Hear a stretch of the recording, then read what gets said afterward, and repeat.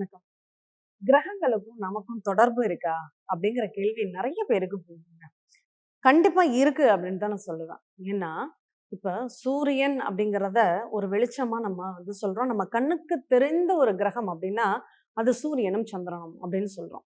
இப்ப அந்த சூரியனுடைய அந்த நிகழ்வ சுத்தி தான் நம்ம இயக்கப்படுறோம். மற்ற எல்லா கிரகங்களும் இயங்குது அப்படின்னே சொல்லலாம். அதத்தான் சூரிய குடும்பம் அப்படின்னு சொல்லியிருக்காங்க. அதே போல தான் ஒரு குடும்பம்னு எடுத்துட்டோம்னா, நம்ம இயல் வாழ்க்கையில அந்த சூரியன நம்ம தந்தை கிரகம் அப்படின்னு சொல்றோம். அப்ப ஏன் அப்பாவ சுத்தி அந்த குடும்பம் இயங்குகிறது. குடும்ப தலைவன சுத்தி தான் அந்த குடும்பம் இயங்குகிறது அப்படிங்கிறது.